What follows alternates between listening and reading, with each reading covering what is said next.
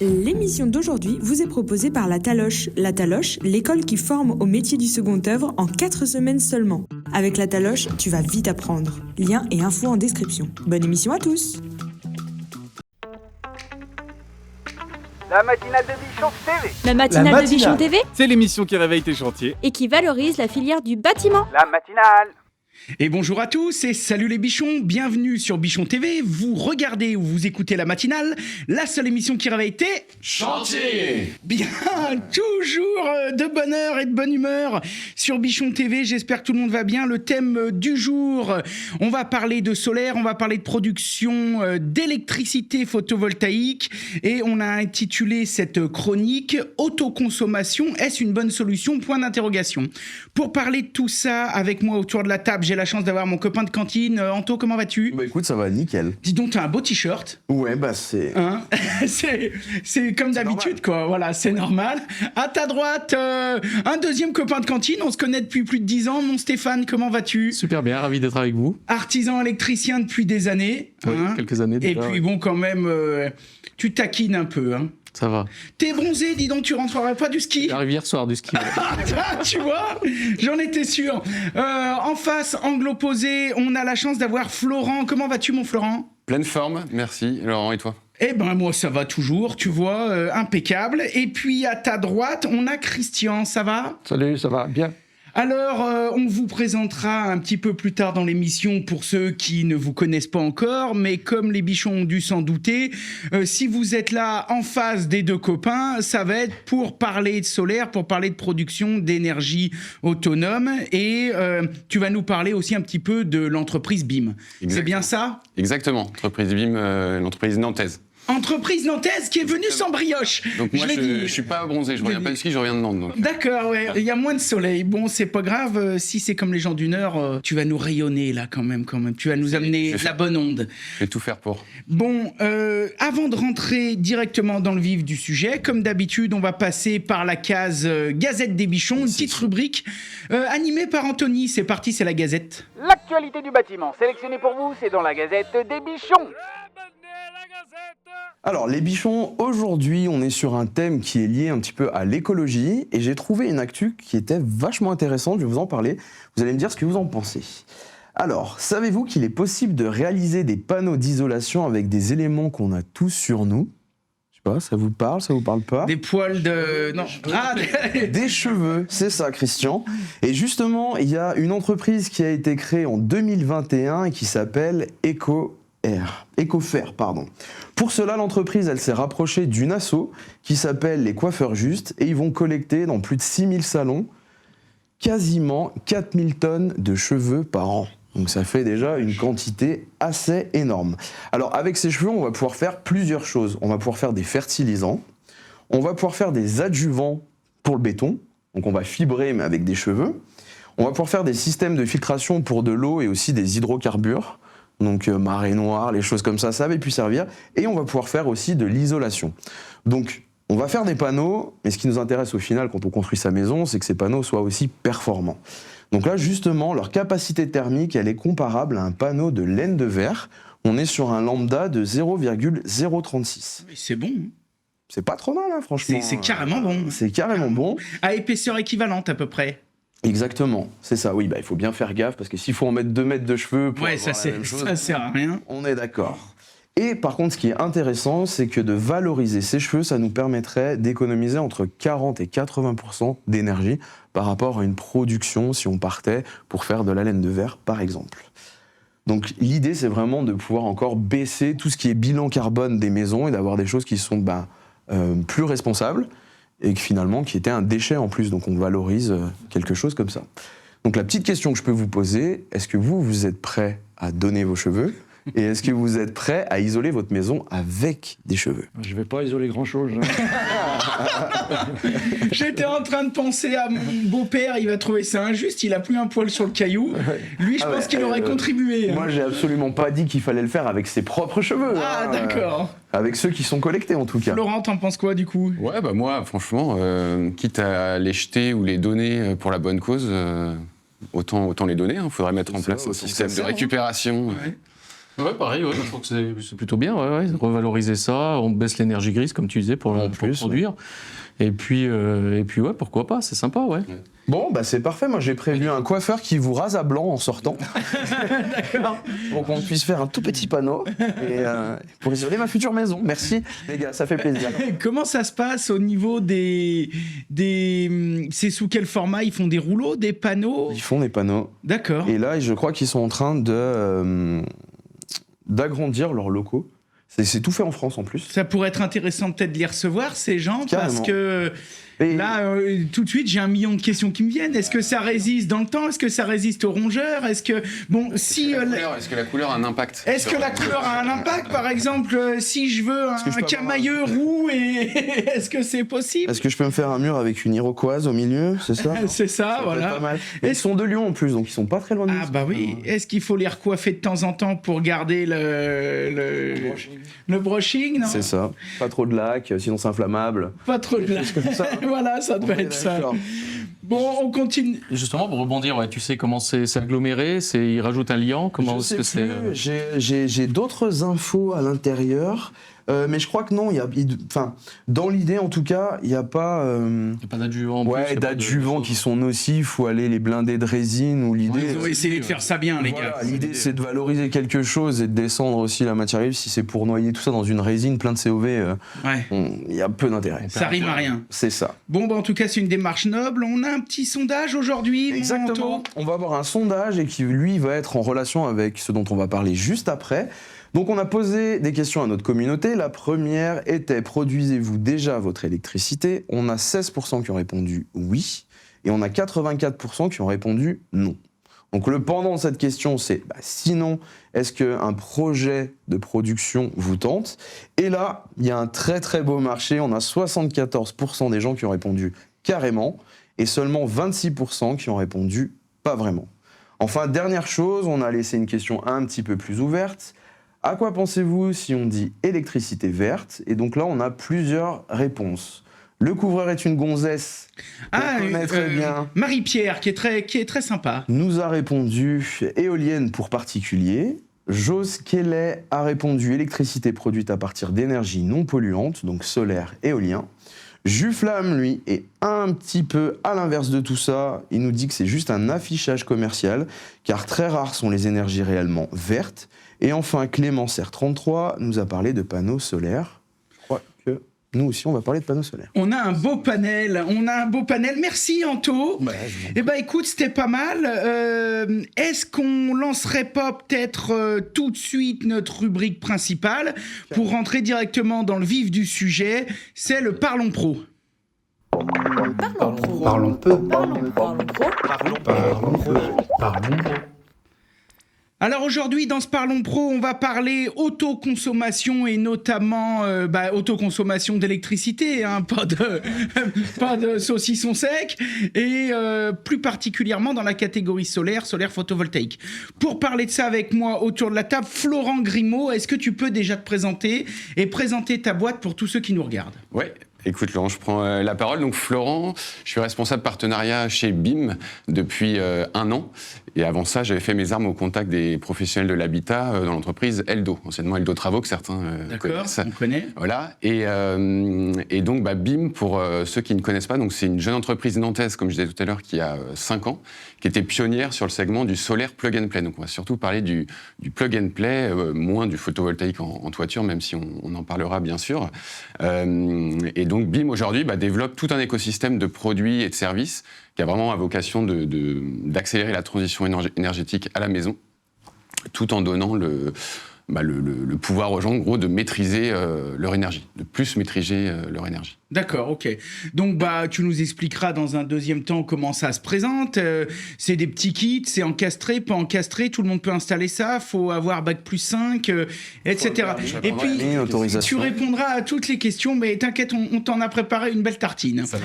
L'idéal, bien sûr, c'est que, comme d'habitude, nos bichons puissent se faire une idée et retrouvent tous les liens de toutes les choses dont on parle dans les notes de l'émission, donc qui vont sous l'émission, il y a un petit plus, ils appuient, et il y aura toutes les coordonnées. À ta droite, Christian. Pour tous ceux qui ne te connaissent pas, Christian, est-ce que tu peux te présenter ? Voilà, moi, Christian Berthet, donc j'habite à Jas, une petite commune à 10 km de Feurs, et je suis utilisateur de panneaux BIM depuis 18 mois maintenant. D'accord, Ouais. panneau BIM. Donc, toi, t'es le parfait exemple. Ça va ? Il t'a pas filé un billet dans les coulisses Si, mais on peut pas le dire. Ah merde. Bon, parce que là, ici, chez les bichons, on a besoin d'avis objectifs. Donc, toi, tu seras en mesure de nous les donner. Tout à fait. Très bien. L'angle opposé, si je peux dire. Dans le temps, j'avais un petit truc, tu sais, où j'appuyais dessus, ça faisait un ring de boxe, ding ding. Mais là, je l'ai plus. Là, ils m'ont mis d'autres choses. Bon, c'est pas grave. Tiens, j'ai ça. Non, ça n'a rien à voir. Dans l'angle opposé, mon copain Stéphane, est-ce que tu peux te présenter pour tous ceux qui te connaissent pas ? Stéphane, artisan électricien, ça fait un peu plus de 12 ans que je suis à mon compte. Voilà, moi je fais pas de solaire, je fais pas de photovoltaïque, mais par contre je suis intéressé par tout ce qui s'y rapporte. Et puis j'ai quelques questions pour toi, ouais, on va voir. Donc, pas de solaire, pas de photovoltaïque, mais à fond dans les lecs. Et Oui. puis, toi, tu as quand même toujours été un peu pro-innovant depuis que je te connais. Tu as toujours été un peu parmi les premiers dans la domotique. D'ailleurs, c'est même bizarre que tu te sois même jamais bien intéressé plus que ça au solaire et tout. Peut-être parce que tu t'es dit c'est un métier de plombier ou de génie climatique, non ? Non, en fait déjà c'est un problème de structure, c'est que je suis seul, je suis artisan, je suis tout seul, donc Ouais. c'est vrai que pour faire du solaire, on pense souvent solaire toiture. On parle pas encore de Ouais. kit. Solaire toiture, c'est vrai qu'il faut être une équipe, hein. Il faut être minimum 2 pour monter les panneaux sur les toits, les choses comme ça, donc c'était un peu déjà la limite. Et puis on en parlera tout à l'heure, mais j'avais des a priori sur le solaire, sur le début du solaire. Tu avais des préjugés. Des préjugés sur le début du solaire, je pense qu'on l'a mal introduit en France, quoi. Je suis d'accord. On l'a introduit comme on en revient à chaque fois avec Monto. Hein. T'en penses quoi, Monto ? On l'a introduit à grands coups d'artificialisation de marché, de subventions. Et quand on avait des kits qui coûtaient 4000 balles chez nos voisins, chez nous, ça en coûtait 20 000. Mais ça s'autofinançait. Alors, il y a eu un mauvais départ, mais on est là aussi pour en parler, pour mettre les pieds dans le plat. Moi, ce que j'aimerais tout de suite, avant de démarrer, maintenant qu'on a fait un tour de table, et avant qu'on parle vraiment du produit BIM, de la solution BIM, de comment nous on le perçoit, qu'on vous pose vos questions, et puis que Christian, très intéressant, nous fasse ses retours. Avant tout ça, on a une petite rubrique chez les bichons qui s'appelle le Vox Populi, qu'on aime beaucoup, puisque on a nos petits reporters qui vont à la gare, ils prennent le train, et ils s'arrêtent où le train les pose, et ils sortent dans la rue, posent des questions aux gens sur ce qu'ils pensent de tout ça. C'est tout de suite, c'est le Vox Populi. Salut, c'est Jade pour Bichon TV. Aujourd'hui, je me rends dans le salon Eurobois et on va parler photovoltaïque. Allez, c'est parti. Alors, si je vous parle d'électricité verte, à quoi ça vous fait penser ? L'électricité qui vient, je pense, des éoliennes, enfin les zones d'électricité qui n'est pas nucléaire, quoi, je pense. On va dire tout ce qui est énergie naturelle, quoi. Ça me fait penser à l'éolien, à l'hydraulique. Recyclage, utilisation d'énergie solaire, la géothermie. Basé sur les énergies renouvelables, le soleil, le vent, l'énergie hydraulique. Déjà avec une émission carbone basse. Et est-ce que ça vous intéresserait de produire votre propre énergie, justement ? Ouais, carrément, bien sûr. Ouais. Écoutez, comme la majorité des gens, je pense, c'est suite à vos inflations, voilà, c'est quelque chose qui est vous pensez pas avant, et oui, puis d'être presque indépendant énergétiquement, c'est quelque chose d'assez intéressant. Ouais. On l'envisage effectivement, de mettre des panneaux photovoltaïques sur une cabane, justement pour produire de l'énergie, pour faire marcher une pompe. Pas encore convaincu par les technologies vertes. Je ne sais pas si c'est vraiment une solution d'avenir. J'attends de voir encore comment ça se développe pour le moment. Oui, j'ai déjà même un petit peu étudié la chose avec des panneaux photovoltaïques. Je n'ai pas pensé au soleil, mais évidemment, le solaire. Hein. Mais le coût d'installation est trop élevé par rapport au gain que je pourrais avoir derrière. Je n'ai pas du tout prévu pour le moment, mais avec les hausses d'électricité actuellement, ouais, ça peut être intéressant. Okay. Après, c'est savoir au niveau de l'efficacité. Et après, moi, le souci que j'y vois, c'est que si c'est de la consommation directe, il faut être présent, quoi. Donc, à partir du moment où on travaille la journée, je pense que... Et par rapport à ça, est-ce que vous savez qu'il existe des solutions qui permettent justement de produire votre énergie sans modifier votre installation électrique ? Ouais, je m'étais déjà renseigné vite fait. Ouais. Je suis pas hyper informé, mais je sais que ça existe, ouais. Non, je sais pas du tout. Non, pas du tout. Bon, alors... ça laisse présager tout un tas de possibilités de boulot, puisqu'on a des réponses qui vont un petit peu globalement toutes dans le même sens, mais beaucoup de gens finalement qui sont pas vraiment au courant de ce qui se passe. Si on devait introduire directement le sujet, est-ce que tu pourrais nous parler un petit peu de la solution que vous proposez, quitte à ce qu'on revienne après peut-être sur qu'est-ce qu'un panneau photovoltaïque et quelles sont les différentes façons de produire de l'énergie verte? Ouais. Bah écoute, nous, chez BIM, au début, le constat, on en a un petit peu parlé tout à l'heure, c'était que le photovoltaïque existe depuis très longtemps, depuis plus de 15 ans. Et effectivement, il y a peut-être eu une mauvaise introduction au début. En tout cas, il y a, par rapport à certains voisins européens, très peu de foyers finalement installés encore en France. Et donc l'idée des kits solaires et du plug and play, donc du prêt à brancher, c'était vraiment de faciliter l'accès au solaire, que ça soit un tremplin en gros. Aujourd'hui, un kit solaire plug and play s'installe selon les différentes gammes entre... ça prend entre 15 minutes et 1 heure pour un particulier ou un professionnel. Et en fait, c'est un panneau qui se met au sol ou en façade sur un mur et qu'on vient directement brancher sur une prise. C'est un panneau qui ne nécessite pas forcément, qui ne nécessite pas en fait l'installation par un professionnel quali-PV en toiture. Les installations en toiture sont très bien, mais ça vient vraiment en complément finalement et en tremplin au solaire, à un prix évidemment plus abordable, où on va du coup plus facilement se rendre compte de comment ça marche, en fait, de la rentabilité qu'on peut avoir. Donc c'est vraiment faciliter cet accès et commencer à maîtriser son énergie à moindre coût. Ok, bon, c'est pas mal résumé. Si on devait faire un petit résumé de ce qu'est le panneau photovoltaïque à tous les bichons qui nous écoutent, puisqu'il existe plein de façons de produire en tout cas de l'énergie verte. Ouais. On a entendu une dame qui parlait d'énergie hydroélectrique. Donc ça, c'est tout ce qui est barrage, tout ce qui est... Avant, c'était les moulins, voilà. Microturbines. Microturbines. On met ça dans l'eau et puis l'eau fait tourner une dynamo inversée et donc ça produit de l'électricité. Ensuite, on a la même chose avec le vent. Donc l'énergie éolienne.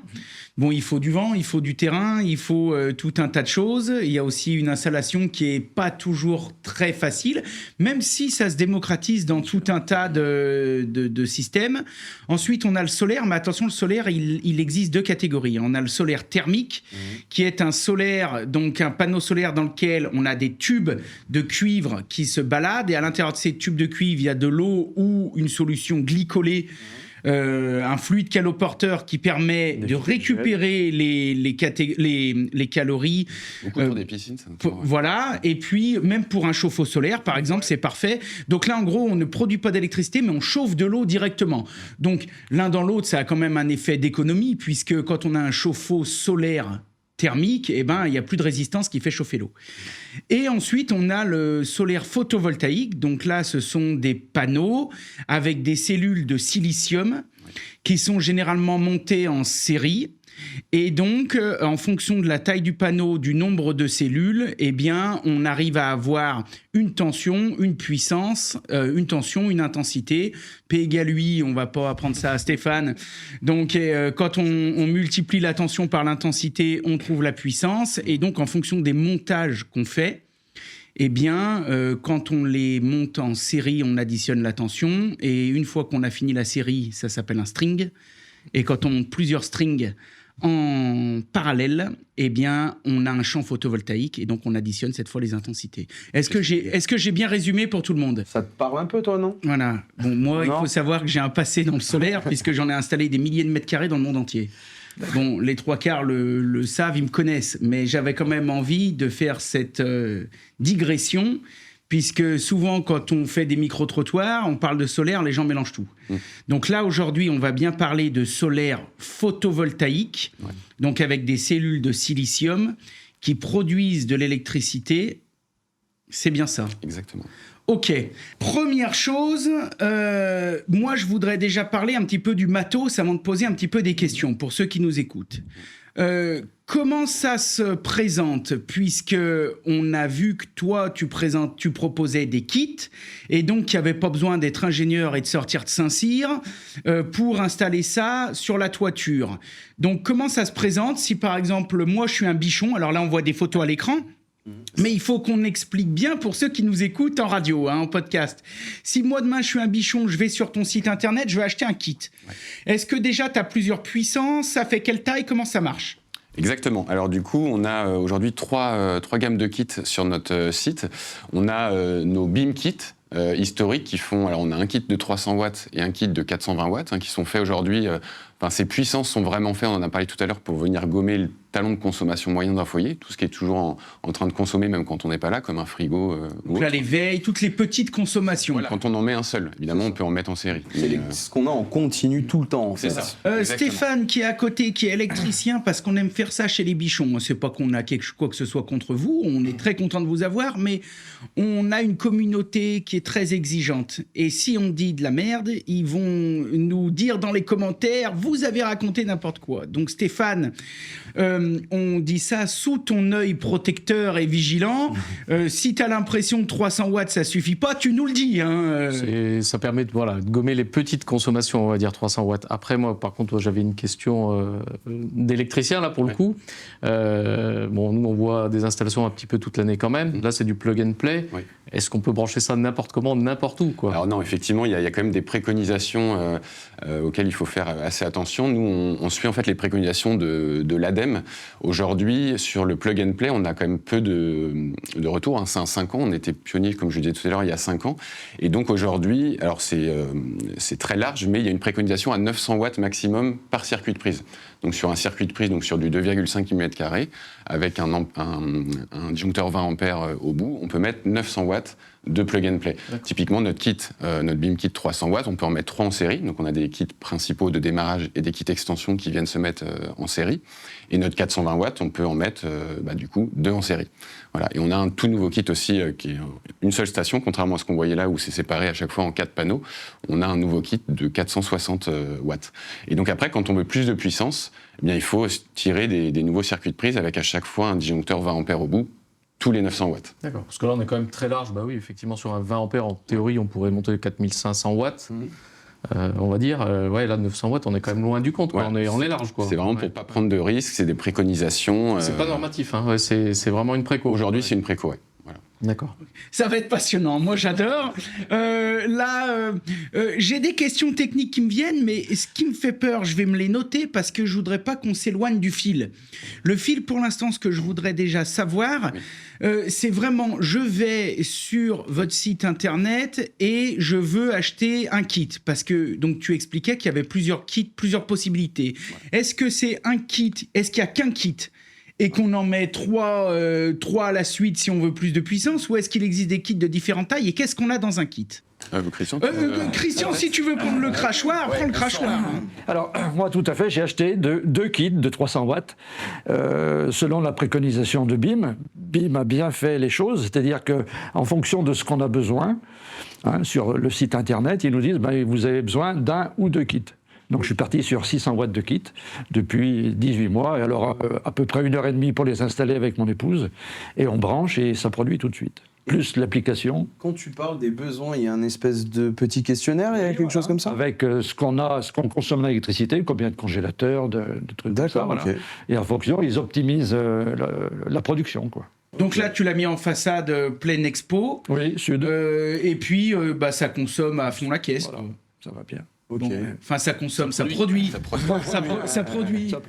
Ça produit. Donc là, 2 kits, donc deux micro-onduleurs. 2 micro-onduleurs. Ouais. D'accord, parce que du coup, alors il y a quoi dans ce kit?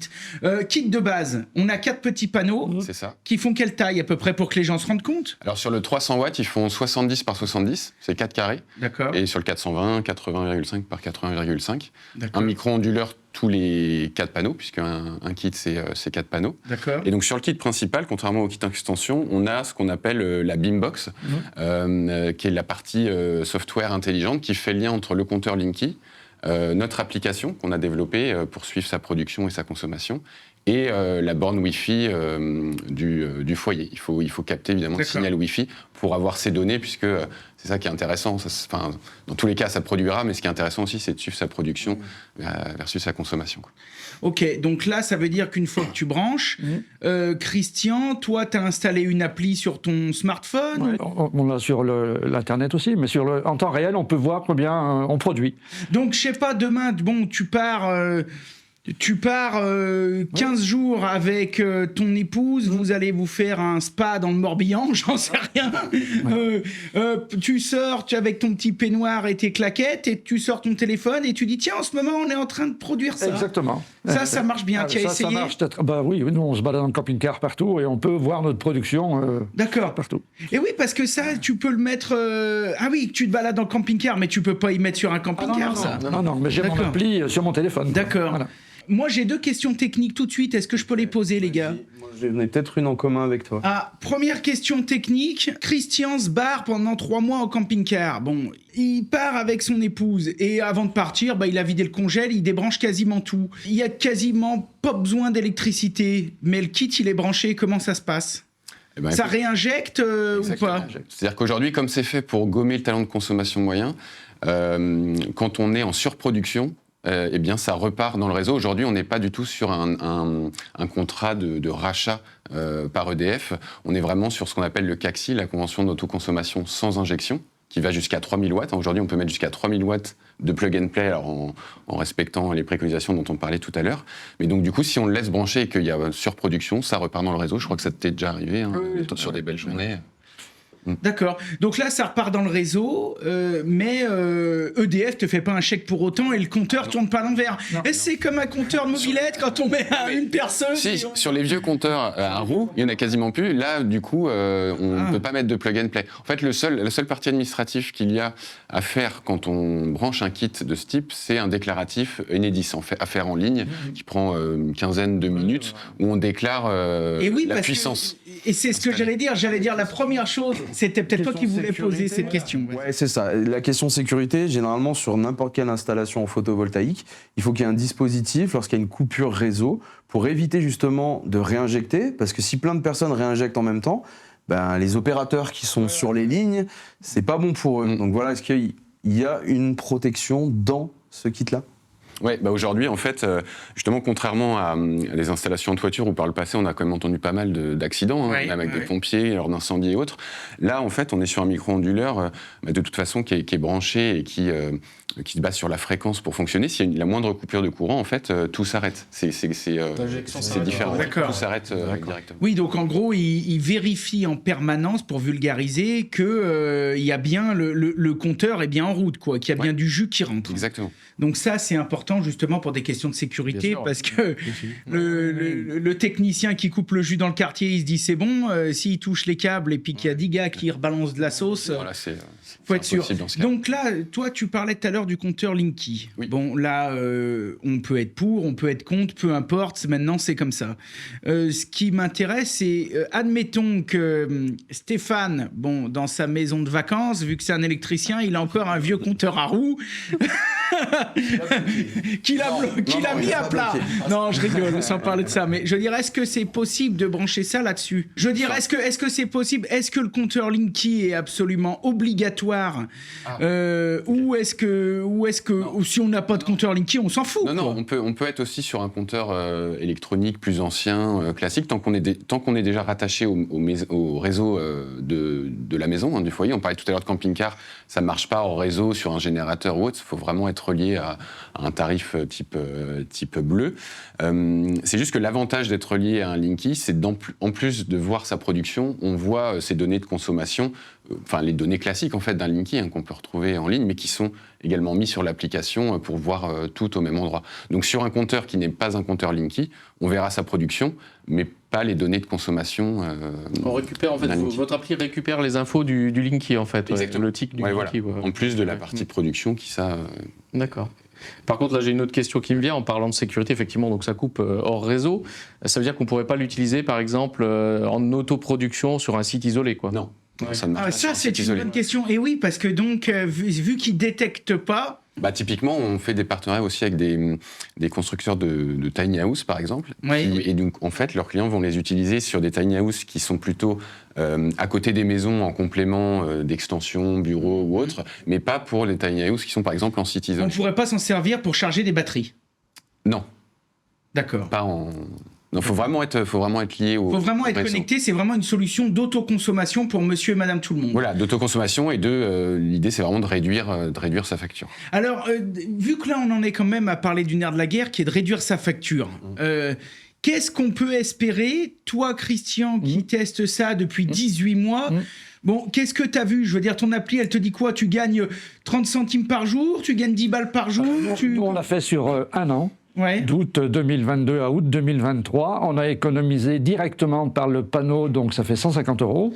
D'accord. Mais sur la facture qu'on a économisée, c'est 280 €. C'est-à-dire qu'on travaille différemment. Il y a le gain du panneau, mais nous, on fait plus attention à mettre nos appareils quand il fait soleil. D'accord. Voilà, tout ça.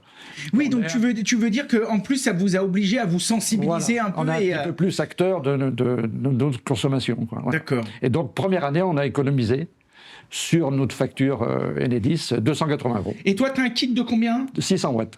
Donc 2 kits à la suite. 2 kits de 300 watts. 2 kits et on peut monter jusqu'à combien ? 3. Alors jusqu'à 3, 900 watts par circuit de prise et après se faire installer par un professionnel jusqu'à 3000 watts de plug and play sur différents circuits. Oui, parce que j'allais dire 3, donc t'en mets 3 à la suite, on est d'accord. Ils sont en série, hein. Voilà, c'est ça. Il y a 2 D'accord. kits extensions. Alors quand c'est 300 watts, il y a un kit de démarrage, un kit principal et les 2 kits extensions. D'accord, donc là t'en as 3, et ça, admettons, tu branches ça sur une prise, mais rien ne m'empêche d'en prendre 3 autres, de les brancher sur une autre prise et d'en prendre encore Avec à 3. chaque fois un disjoncteur 20 ampères au bout qui protège. d'accord. Voilà, exactement. Par exemple, moi qui suis en triphasé, Stéphane, si je mets ça, est-ce que ça peut avoir un impact sur mon décalage de phase ? Sur l'équilibrage, pas Sur le décalage, l'équilibrage ? l'équilibrage plutôt. Bonne question. Ça pourrait... Ah non, mais on est pointu ici. faudrait 3 kits quasi, un sur chaque phase. Comment ça fonctionne sur du triphasé ? Ça prend, ça vient travailler la phase sur laquelle est branché le kit. phase. Voilà. Et par contre, s'il y a de la surproduction, ça va pas sur les autres phases, mais ça se déduit de la consommation. Voilà, donc on le voit sur la facture. Ça ne déséquilibrera pas ton installation en fait. Ce qui va se passer, c'est que ton installation est équilibrée en sous-tirage au départ, c'est-à-dire que ce que tu consommes, si elle est équilibrée comme ça, on va si tu veux, une installation triphasée ne déclenche pas, ne saute pas quand tu dépasses, quand les phases sont pas équilibrées. D'accord. Ça saute si tu dépasses le calibre d'une phase en fait. C'est ça. D'accord. Si tu as 3 fois 20 ampères, tu peux tirer 20 ampères sur une phase et 1 et 1 sur les 2 autres. Ton installation ne sera pas en défaut. Quoi. D'accord. Par contre, si tu tires 22 sur l'un, là, il faut faire un rééquilibrage. C'est là qu'on rééquilibre, effectivement. On met les consommateurs sur d'autres phases, on déplace les consommateurs sur d'autres phases pour rééquilibrer l'installation, ce qu'on appelle. D'accord. Donc, jusqu'au calibre de chaque phase, tu n'auras pas de problème. Donc là, comme on réinjecte dedans, on mettra pas... pour moi, on ne mettra pas en tout cas l'installation en défaut. Il n'y a pas de souci. Là, pendant que je te tiens aussi, il ne peut pas y avoir un souci parce que, la première chose qu'on apprend en électricité quand on prend des cours, même de base, je dirais, c'est, par exemple, qu'un disjoncteur, ça a une entrée et une sortie. Donc, c'est-à-dire qu'on alimente ça avec des peignes en haut et puis ça sort en bas. Est-ce que ça, c'est le folklore ? Parce que là, ça suppose que l'électricité peut circuler dans les deux sens. Oui, alors la coupure, elle est physique, elle est bipolaire sur les disjoncteurs récents par rapport aux anciennes coupures. Je connaissais un mec bipolaire comme ça, c'était pas facile à vivre. Non, la coupure est bipolaire et elle est mécanique. Donc en fait, on coupe, que tu branches en haut ou en dessous. On voit des installations où tout est branché à l'envers. Alors effectivement, c'est pas propre, c'est dégueulasse, on va dire, dans le métier. Mais ça fonctionne pareil et ça coupera de la même façon. Donc, d'accord. Non. Oui, donc ce que je veux dire, c'est que ça nécessite pas... Tu nous conseilles pas, toi, en tant qu'électricien, parce que là, il nous propose quelque chose de plug and play. Donc le gros avantage du plug and play, c'est que monsieur et madame tout le monde peuvent faire ça en un week-end. Vous avez mis combien de temps pour installer ça, tu m'as dit ? 1h30. Ouais. Bon, 2 kits.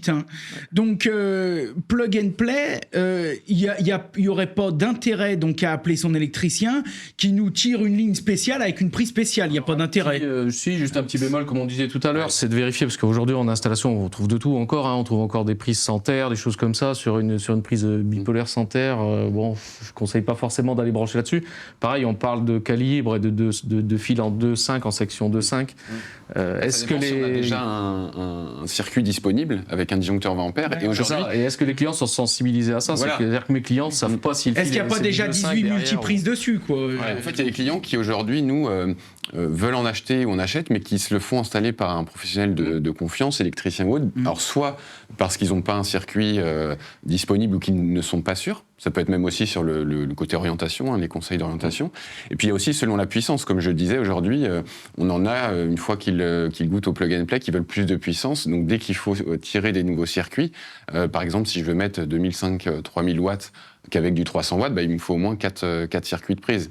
Donc là, le professionnel a vraiment une grosse valeur ajoutée. Nous, aujourd'hui, l'idée, c'est de pouvoir proposer finalement à des professionnels de l'habitat de se diversifier sur le solaire en proposant finalement des produits qu'on peut installer sans qualification particulière. C'est un petit peu de la même acabit que les nouveaux thermostats connectés, que les caméras connectées, que les alarmes connectées radio, que voilà quoi. Ouais, Et puis après, on a aussi des artisans de l'habitat qui installent en toiture, qui font des partenariats aussi avec nous pour la complémentarité. Aujourd'hui, une personne n'a pas forcément sur le moment les moyens de mettre pour 3000 watts, l'entrée à peu près en toiture, 7-8 000 euros. Et donc alors ça peut être ça peut être lié aussi à la zone géographique dans laquelle est la personne. Parfois, on ne peut pas forcément mettre des panneaux en toiture. Il y a aussi, par exemple, les locataires, aujourd'hui, ne peuvent pas mettre des panneaux en toiture. Donc là, les kits prennent aussi leur sens pour ces personnes qui sont en location. Et donc, voilà, on a des installateurs qui installent en toiture, mais qui vont d'abord proposer un kit. Ça va être un tremplin, tester un peu le solaire. Et puis les personnes, après, passent sur de la plus grosse puissance. Ça peut être par l'installation d'autres kits ou du coup de l'installation en toiture. Mais au moins, à un coût plus abordable, ils testent le solaire. L'idée, c'est peut-être aussi d'avoir quelque chose de ludique, finalement, parce qu'on peut s'y intéresser. Et là, c'est une solution qui est accessible. Il y a le côté un petit peu aussi smartphone, le côté un peu monitoring. Je pense que ça peut être un premier pas, justement, vers du photovoltaïque et voir si ça correspond à changer ses habitudes de vie, voir si le tester vraiment aussi, parce qu'on entend tout. Donc c'est peut-être un bon... J'aime bien l'idée à prendre avec les guillemets, mais j'aime bien l'idée en gros du locataire ou quoi que ce soit, de dire je pars avec mes panneaux, du petit kit, toujours sous réserve de prévenir vos assurances ou quoi que ce soit, pas qu'il y ait un problème et puis que tu faire cramer la baraque du proprio. Ça m'amène une question, parce que je voulais rebondir par rapport à ce que disait Christian tout à l'heure. Sans vouloir te mettre en défaut, mais est-ce que ça, je mets ça sur ma façade et ça nécessite une autorisation de travaux, une demande de permis, Alors aujourd'hui, en façade... Est-ce que c'est considéré comme une modification de façade ou 80.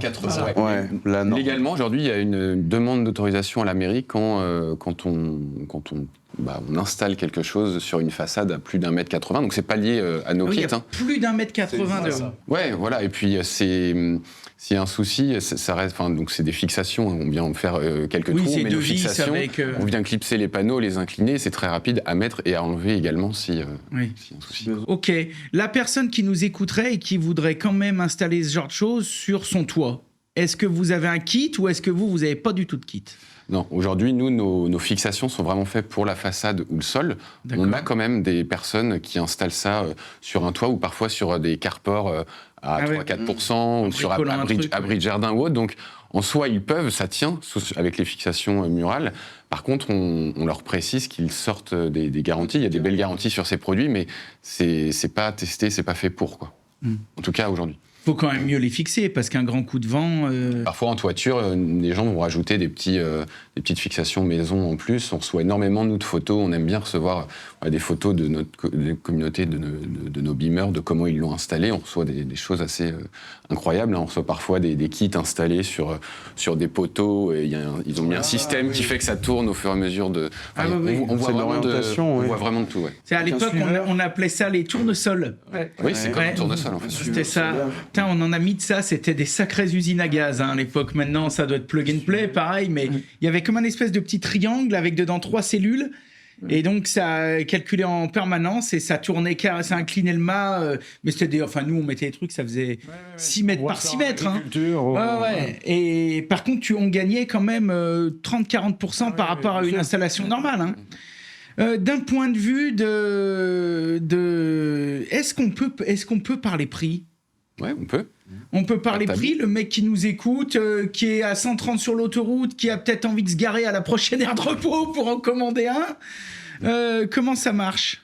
Alors aujourd'hui, un 300 watts coûte en prix public 500 €.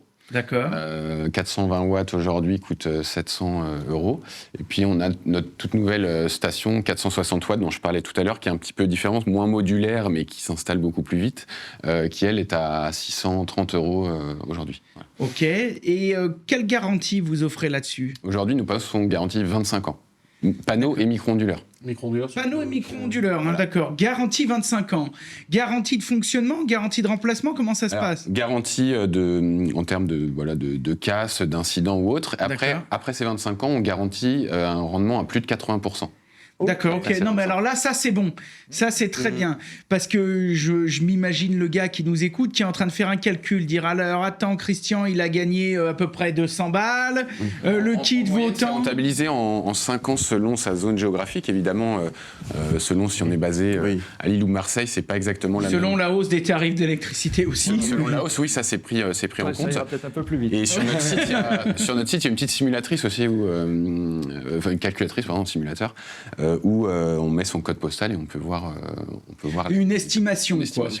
Donc ça veut dire que j'installe ça chez moi ou Stéphane installe ça à côté de sa piscine pour faire fonctionner, je sais pas moi, ta pompe de relevage. Même la pompe de piscine, simplement. La pompe de piscine. Dans 10 ans, il y a un truc qui crame, il t'appelle, tu lui renvoies un onduleur.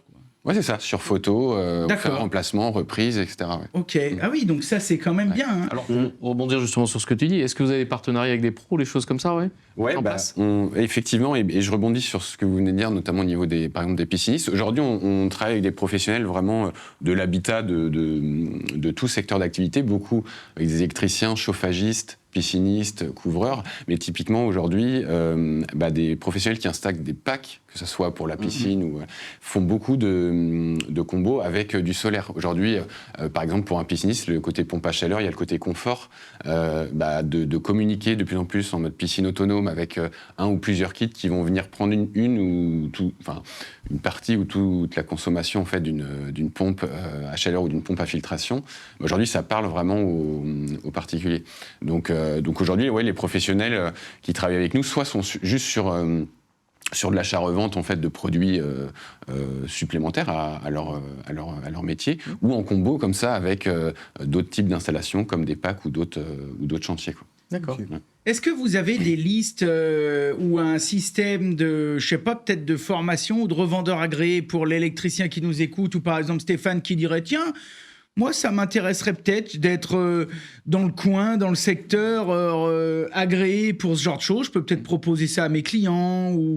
Ou alors, est-ce que vous avez mis en place ce genre de choses ? C'est en prévision. Aujourd'hui, l'offre vraiment BIM Pro est récente. Elle date de l'été dernier. Aujourd'hui, alors sur notre site, déjà, quand vous allez sur BIM Énergie, donc il y a un accès espace pro pour déjà rentrer en contact souvent avec moi. Et derrière, évidemment, on échange pas mal. Mais notre objectif, c'est vraiment effectivement de mailler beaucoup plus le territoire en France, puisque comme je le disais tout à l'heure, aujourd'hui, on a beaucoup de personnes lors de nos sondages qui disent effectivement, j'hésite parce que même si ça a l'air simple, je suis pas sûr de le mettre au bon endroit, j'ai pas envie de percer dans mon mur. Et en fait, nous, l'objectif, effectivement, ça serait d'avoir un réseau assez costaud en France pour pouvoir... Ou peut-être avec un questionnaire très simple. Voulez-vous l'installer vous-même ? Oui, non.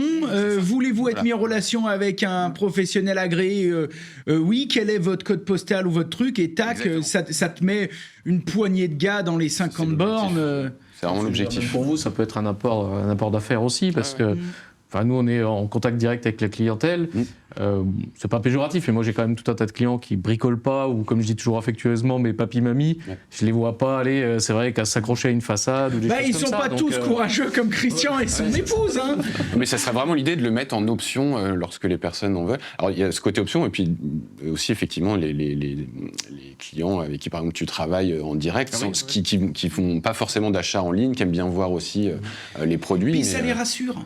Ça les rassure parce qu'il y a toujours, comme on disait, ce souci de si j'y fais mal, si je vérifie pas mon circuit de prise sur lequel je l'ai branché, qu'il y a un problème, qu'est-ce que mon assureur va me dire, il y a toujours quand même un peu ce truc. Alors le fait d'avoir peut-être un électricien qui dit non, là je vous garantis, la prise elle est...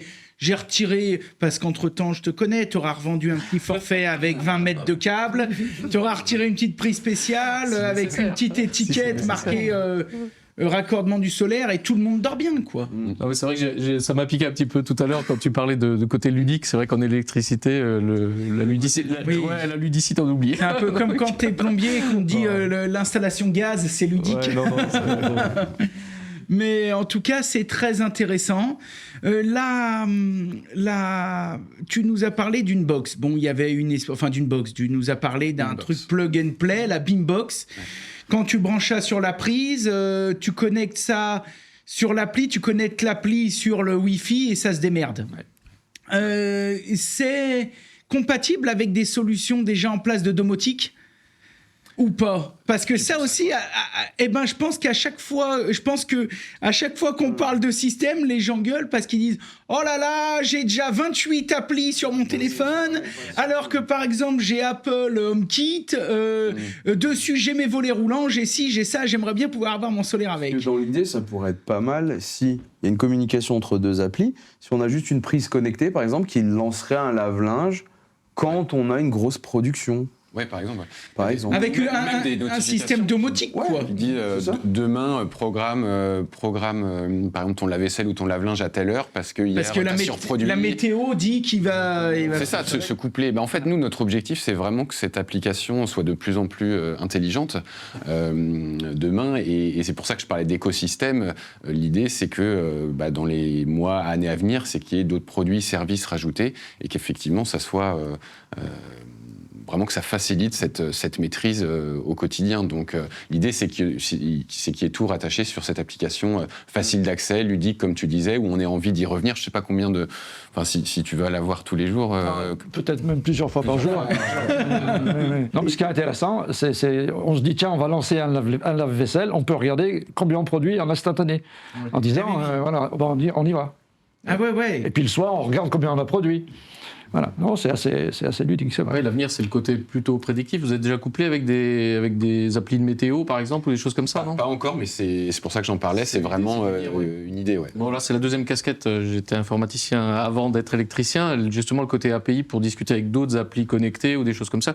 Il a eu une très bonne remarque de pouvoir lancer une prise connectée, par exemple, via une autre application. Ce que ne permettra pas votre application, j'imagine, quoi. Donc, toutes ces remontées, on fait vraiment beaucoup de sondages auprès de notre communauté sur ce qui va permettre d'améliorer notre écosystème. Et donc, il y a énormément de choses. Évidemment, il y a des priorités, mais c'est vrai que l'objectif, c'est de ne pas multiplier les applications. Du coup, j'ai une question qui me vient, parce que la base, ce sont tes panneaux, et il y a l'écosystème qui est amené à évoluer. Est-ce que BIM met à dispo à chaque fois, il y a une nouvelle mise à jour qui permet de faire ça? Et même si j'avais des anciens panneaux, j'y ai le droit et j'ai la nouvelle version pour faire d'autres choses. Ouais, et aussi bien au niveau software que vraiment produit physique. C'est-à-dire que toutes nos nouvelles gammes, que ce soit en termes de puissance ou même de esthétique, gamme, se rattachent entre elles. C'est-à-dire par exemple... Ils sont compatibles. Ouais, c'est ça. Par exemple, un kit extension de notre nouvelle gamme, là, le BIMON, le 460, se met en série avec les premiers kits. Donc déjà, chaque nouvelle gamme, on reste dans le même écosystème et notre application vient se plugger vraiment à tout ça, à ces différents kits, à la partie toiture, puisque on a un service qui commercialise aussi de l'installation en toiture. C'était un de nos paris que de faire d'abord essayer le solaire par ces kits. Et aujourd'hui, on a énormément de personnes, plus de 30% de notre communauté, qui passent sur plus de kits ou du solaire en toiture. Donc pareil, notre application se rattache à cette partie toiture.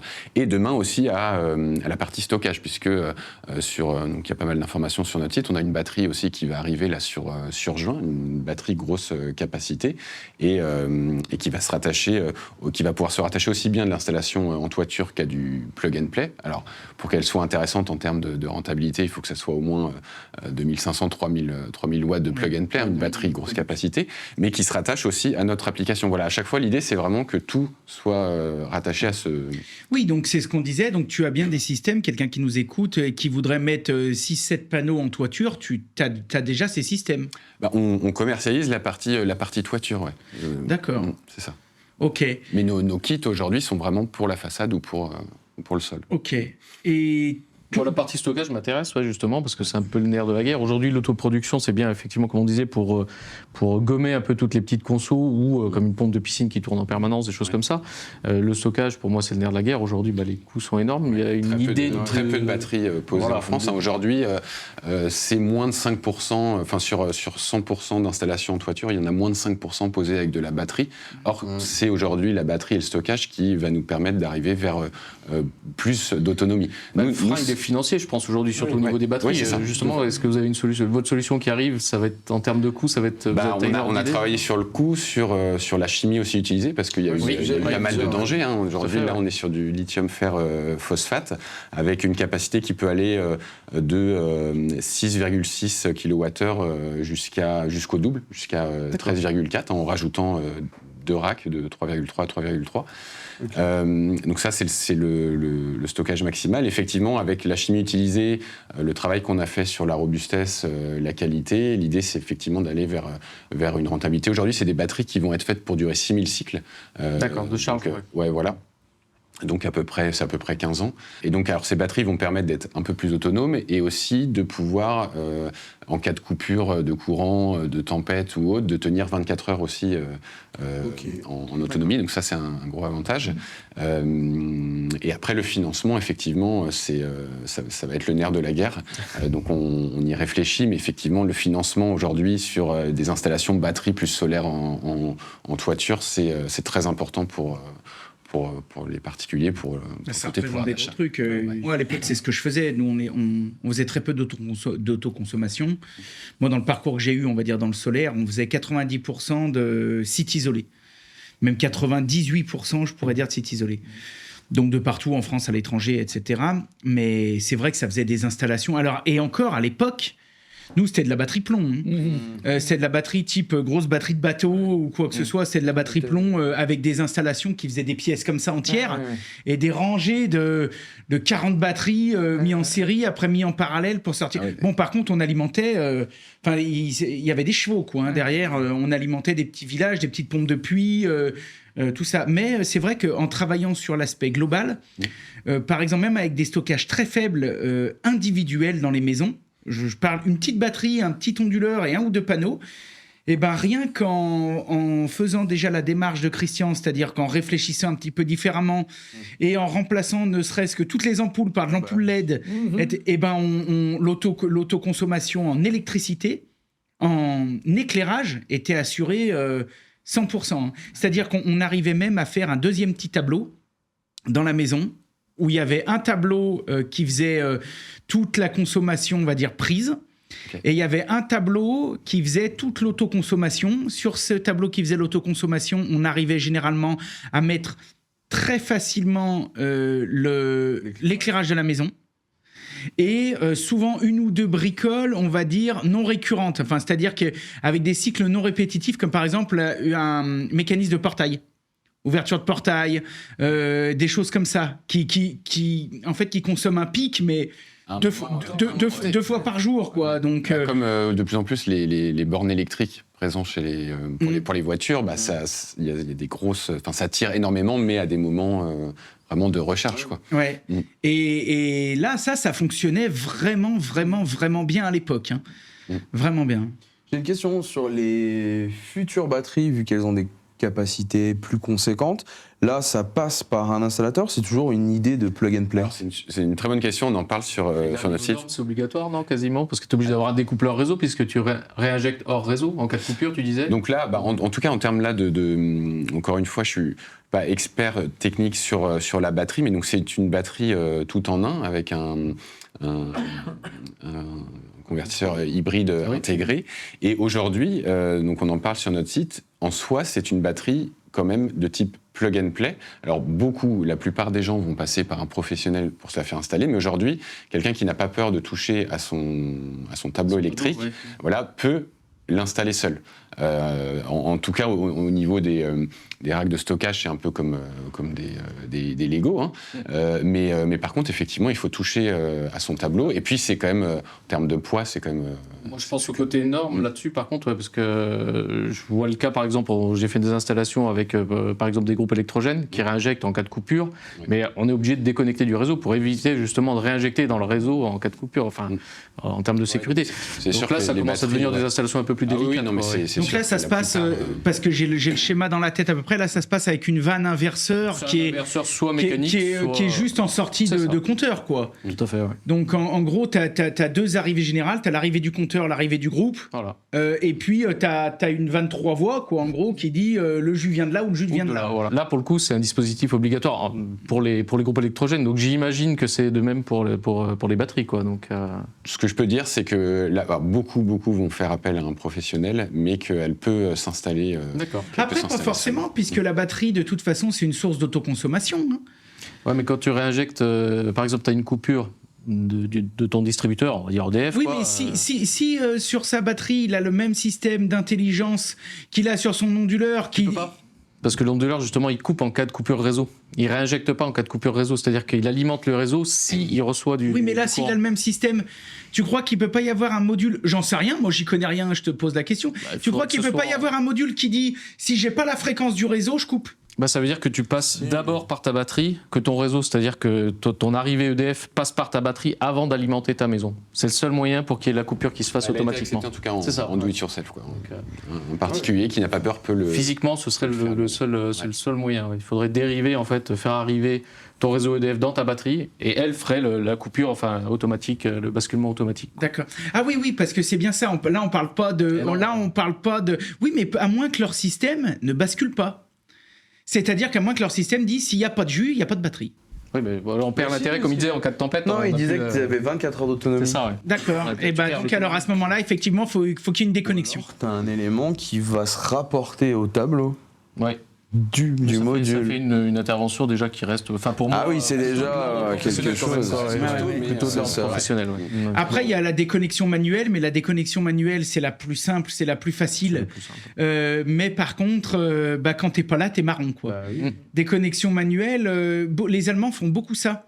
Même par rapport encore une fois, pour schématiser, vulgariser, au schéma de plomberie. Nous, en France, on met beaucoup de disconnecteurs. Donc, c'est-à-dire que, par exemple, une installation de chauffage tourne en circuit fermé. D'accord ? Donc, l'eau est polluée. On est d'accord ? L'eau qu'il y a dans les radiateurs, etc. Et cette eau, elle ne rentre jamais en contact avec l'eau potable.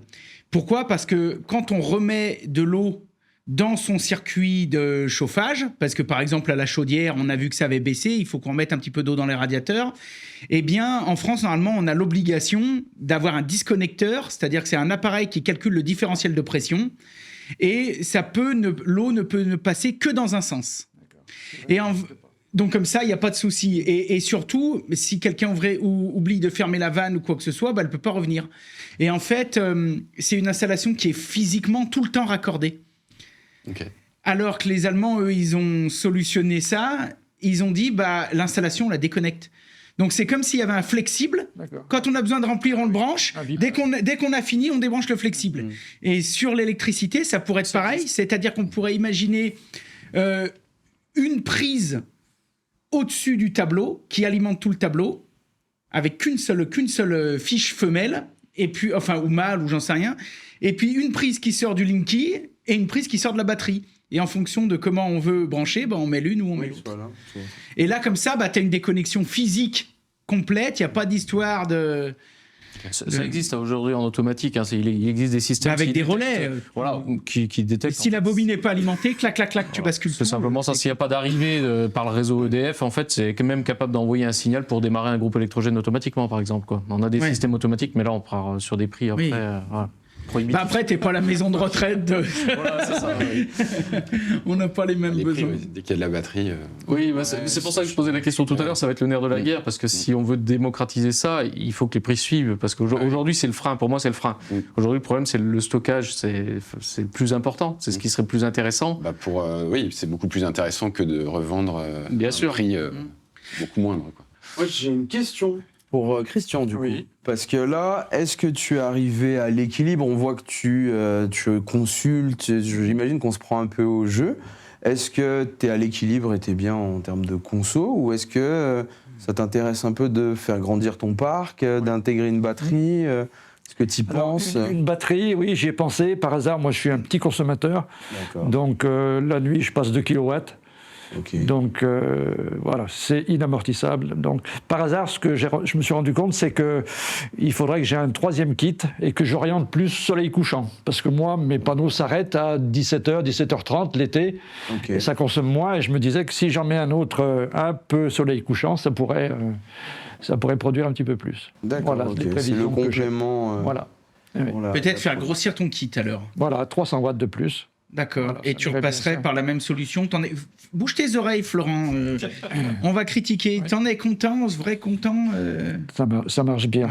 Et puis Toi, en tant qu'utilisateur, qu'est-ce que tu aimerais voir évoluer? Qu'est-ce que tu trouves tout génial? Ou est-ce que tu aurais 2-3 conseils, en toute bienveillance, bien sûr, à dire tiens, moi, j'aimerais peut-être que Florent et son équipe rajoutent ça. La place que ça peut prendre. Ouais. Voilà. 8 panneaux, si j'en remets 4, ça fait 12 panneaux, ça fait quand même une grosse surface. C'est tout. Voilà. Mais bon, moi j'ai de la place, je suis à la campagne. En ville, c'est sûrement plus compliqué. Comment ça se passe parce que là, quand les amis viennent, ils doivent dire tiens, qu'est-ce que tu nous as installé, mon Christian? Eh bien, alors j'essaye d'aiguiller sur BIM, mais c'est un peu comme dans le reportage, les gens sont toujours un petit peu frileux. En disant ton truc. Est-ce que ça amuse pas la galerie, quoi. Voilà, tout à Après, fait. le truc qui est génial quand même avec l'application, c'est que là, tu as les données en temps réel. Voilà. Quoi. Vous avez calculé un petit peu, justement, en termes d'amortissement, le retour? Eh bien, 4 ans et demi. Ouais. Alors, un petit peu plus si l'électricité augmente encore, on verra, mais pour l'instant... le temps d'amortissement. Mais je reviens aussi sur le fait qu'on consomme différemment. Oui. C'est-à-dire qu'on gaspille moins, quoi. Voilà. On produit de l'électricité, donc on y fait plus attention que si on se branche directement. Là, il y a peut-être le camping-cariste aussi qui... Oui, sûrement. Ah bah oui, parce qu'en camping-car, ça pardonne pas. Tu fais le mariole le premier soir, puis le lendemain, tu pousses le camion. Mais après, pour faire un parallèle, pour moi, c'est comme le chauffage et l'isolation, quoi. Voilà. Faut commencer par se dire, sa maison, pour moins la chauffer, on l'isole mieux. Voilà. Et là, c'est peut-être se dire, comme tu disais, passer déjà toutes ces ampoules en LED. Et après, moi, j'avais fait un truc, parce que dans l'idée, j'aimerais passer, moi, sur une maison vraiment très écologique. Et j'avais acheté pour pas grand-chose un compteur, un wattmètre, en fait. Oui, et c'est juste une prise qui remet une prise, et ça vient analyser ce qu'on consomme. Et j'avais commencé à me faire un petit tableau en disant ok, la télé, combien, le micro-ondes, ou des choses qui ont tendance à vraiment tourner. On peut se faire un petit tableau. Et des fois, on a des surprises en se disant putain, ça, je pensais pas que ça consommait autant. Et de se dire, ça permet un peu de juger aussi sa conso. Et ça coûte rien, c'est genre 20 balles ou un truc comme ça. C'est ça. Un produit comme ça où en instantané, on voit exactement quel équipement. C'est ça, ouais. C'est d'ailleurs même, je trouve incroyable, mais enfin pour moi c'est le même combat qu'on pourra avoir avec l'eau, qu'on pourra avoir avec tout un tas de choses. C'est d'ailleurs même incroyable qu'il n'y ait pas plus... Enfin, je veux dire qu'il n'y ait pas une évolution du marché vers ce genre de progrès technique, domotique, etc., plus vite ou plus obligatoire. C'est quand même dingue qu'aujourd'hui, on ne puisse pas avoir une sorte... J'en sais rien, mais enfin, technologiquement, c'est possible. Ce serait peut-être pas bien plus cher d'avoir à côté de la porte d'entrée, tu as l'éclairage du Porsche, tu as l'interphone, et à côté, ce serait intéressant d'avoir une tablette. Je sais pas, peut-être qu'ils pilotent toute la maison ou peut-être qu'ils sensibilisent en disant attention, la maison consomme tant instantanément. Parce que ça, je veux dire, technologiquement...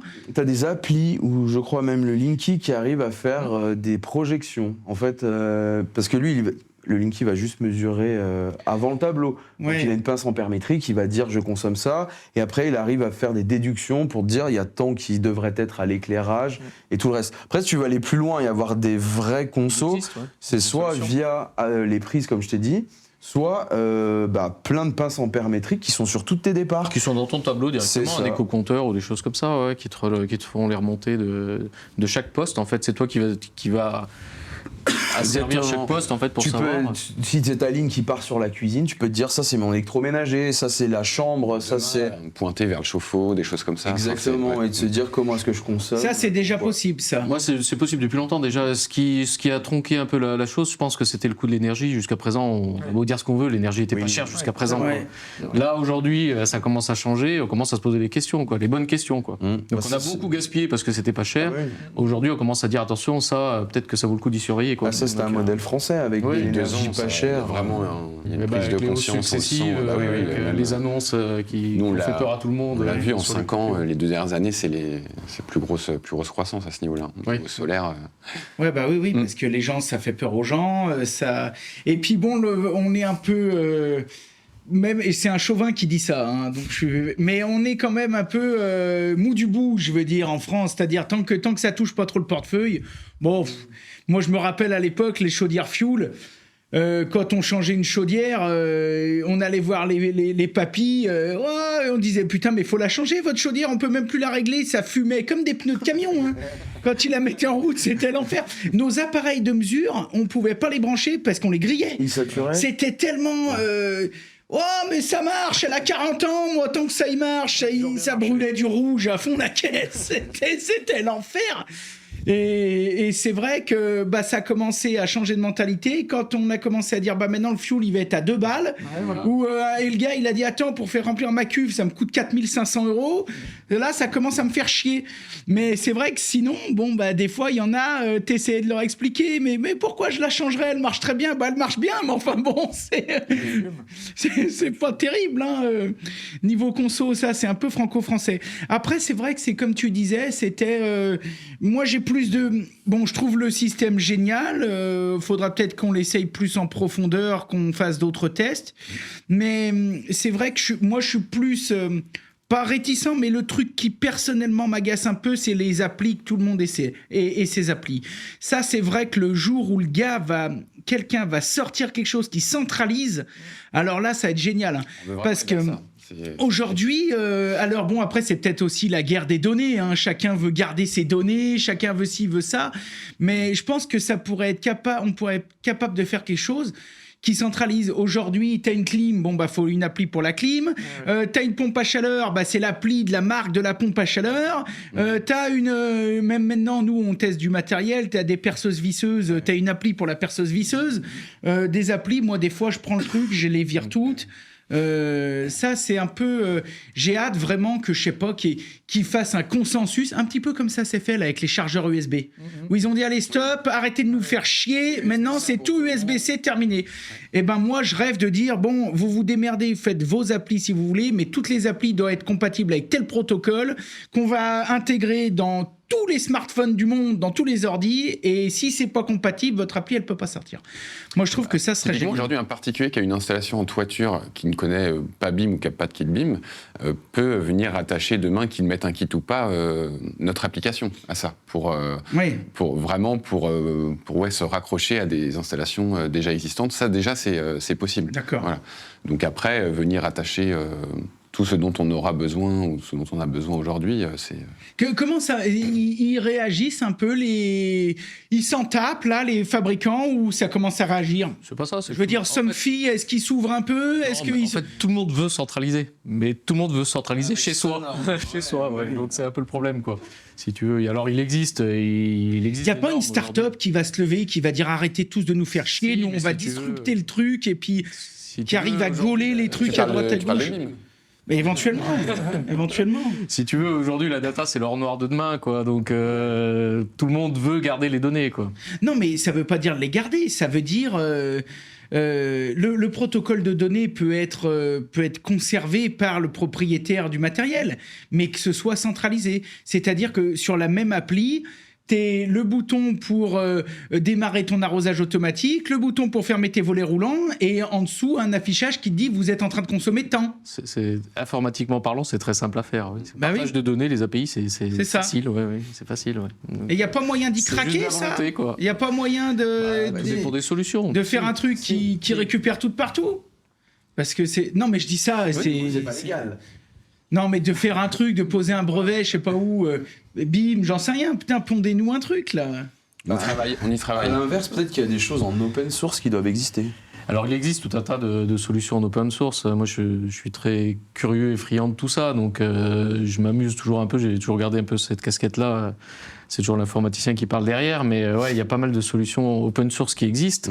Après, à déployer, par exemple, chez des clients, c'est pas viable. Le problème, c'est que c'est le tableau Excel, quoi. Ça peut mettre les mains dans le cambouis. Ouais, c'est ça. Moi, je gère toute ma maison avec 40 € de matériel, quoi. Avec voilà, un Arduino, un Raspberry, un petit Raspberry, c'est un micro-ordinateur. Voilà, ça me gère toute ma maison avec une solution open source.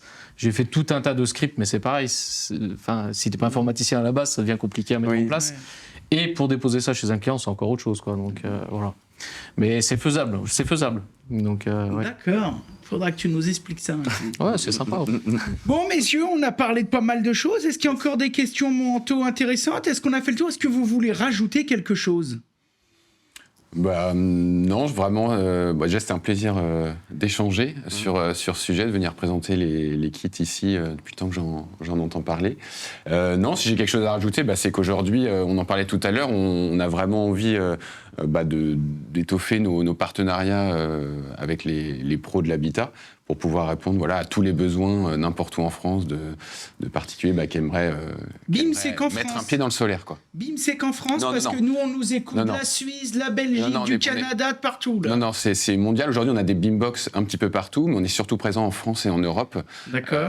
Que ça soit sur notre site ou dans des points de vente aussi physiques sur certaines gammes, certains... Donc, vous adaptez, je me fais l'avocat du diable, vous adaptez la tension et la gueule de la prise en fonction du pays, ou est-ce que vous livrez un adaptateur? Comment ça se passe? Exactement. En fait, c'est vrai qu'aujourd'hui, les zones les plus simples pour que nos kits fonctionnent sans paramétrage autre, c'est les zones où la fréquence et le voltage sont les mêmes qu'en France. Et sinon, alors, il y a des zones où aujourd'hui, c'est trop compliqué d'y aller, et d'autres zones où on doit flaguer nos micro-onduleurs différemment pour qu'ils s'adaptent à la fréquence du pays en question. Et pareil, aujourd'hui, selon les pays, il y en a où la législation par rapport au plug and play, au solaire est plus compliquée qu'en France, d'autres où c'est plus simple.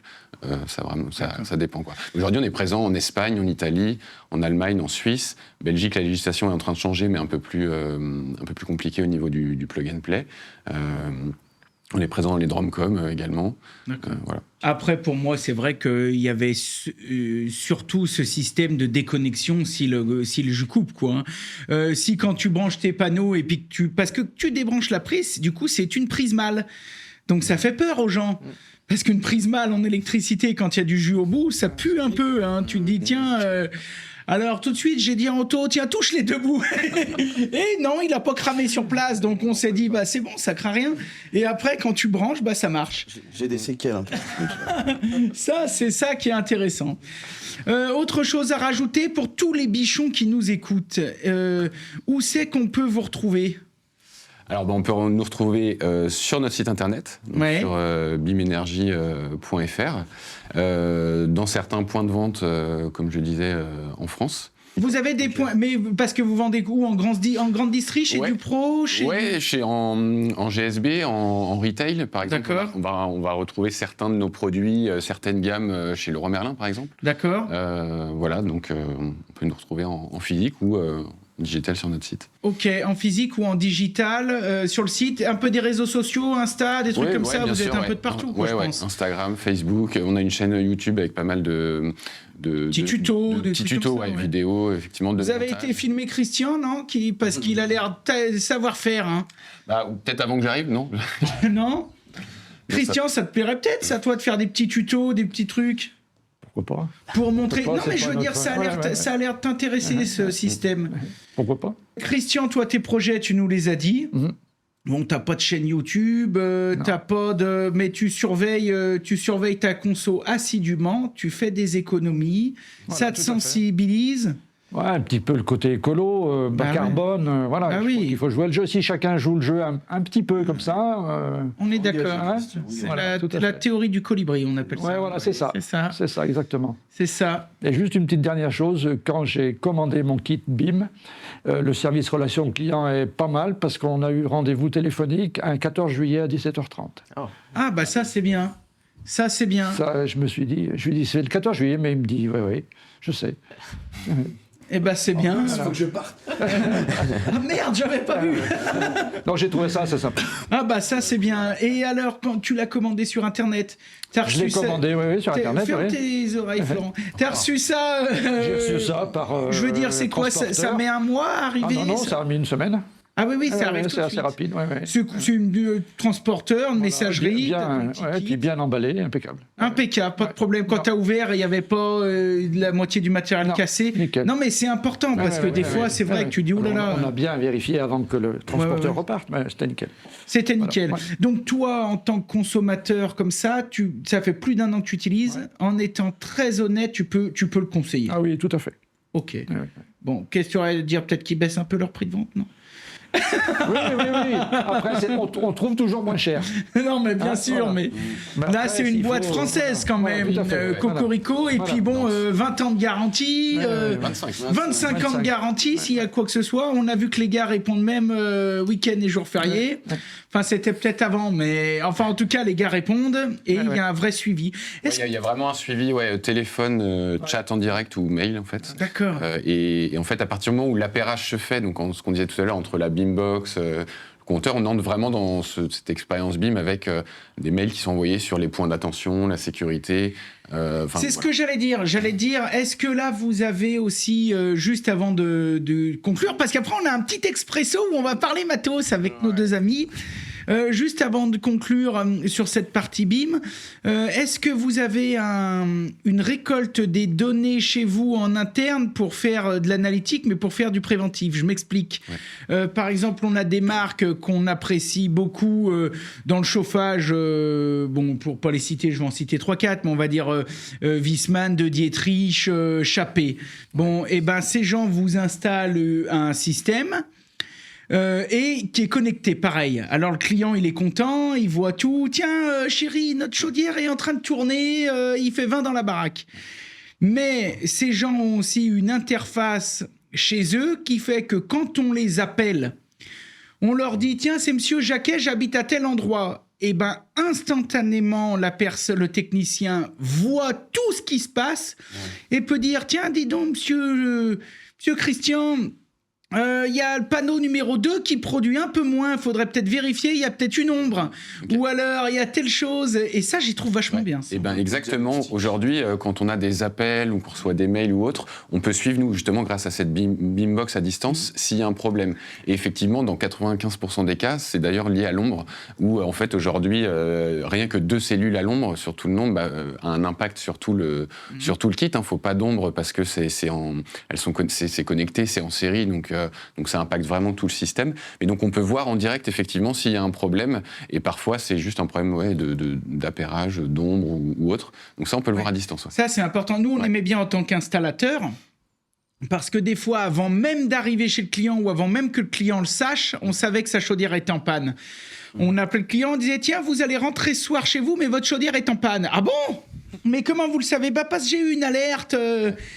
Voilà. Ça on a. Ça, c'est bien, ça. C'est bien. Pour l'ombre, justement, est-ce qu'il n'existe pas des technologies, un système de bypass? Parce que, comme tu dis, c'est bête d'avoir 2 cellules qui bloquent un panneau complet. Est-ce qu'il existe aujourd'hui ce genre de technologie ou pas? Je n'ai pas la réponse aujourd'hui, en tout cas pas avec notre système actuel. Après, peut-être en rajout. Là, c'est vraiment une question. Normalement, oui, sur certains. Nous, en fait, on avait. Quand tu as un panneau, mettons rectangle, on va dire que tu as 6 cellules en bas. Alors, on va dire que tu as 46 cellules. On est d'accord? Et ben en haut, il y avait tous des systèmes de shunt qui fait que s'il y a la tension d'un rang qui tombe, et ben ça le bypass, ça l'isole en fait. D'accord. Et donc les 3 autres rangs continuent à produire. Alors il y a quand même une chute, mais si tu veux, tu perds 6 cellules au lieu de perdre le panneau, quoi. Donc ça existe. Après, à quel prix, quel type d'installation, est-ce que c'est judicieux d'intégrer ce genre de technologie sur un tout petit kit comme ça, je sais pas. Par contre, quand tu as 800 panneaux sur le toit, ça vaut le coup de t'y intéresser. C'est sûr. Et tu me diras, quand tu as 800 panneaux sur le toit, normalement, si le mec qui les installait est pas trop con, en parlant poliment, t'as pas une haie de peuplier à 15 mètres. Hein. Est-ce qu'on a fait le tour ? On a fait le tour avec BIM. Donc on va continuer, on vous invite bien sûr à rester, messieurs. Et on a une petite rubrique qui s'appelle l'Expresso. Dans cette rubrique, eh bien, c'est nos deux compères qui nous bricolent des trucs. Ils mettent les mains dans le cambouis, c'est tout de suite, c'est l'Expresso. Alors, pour l'expresso, moi, ce que je préfère faire finalement, c'est m'appuyer sur l'expertise d'un artisan. Ça tombe bien, j'ai Steph avec moi. Je t'ai demandé de m'amener les outils que tu utilises tout le temps, indispensables pour toi en tant qu'électricien, et aussi de m'apprendre petite astuce, petite chose qui peut changer la vie quand on fait de l'élec. En fait, tu délègues le boulot, c'est moi qui bosse. Exactement, mais moi j'ai un très très bon poste. Alors, je me suis cantonné à 3 outils parce qu'on a un panel d'outils. Si tu veux, ma caisse principale doit faire presque 20 kilos.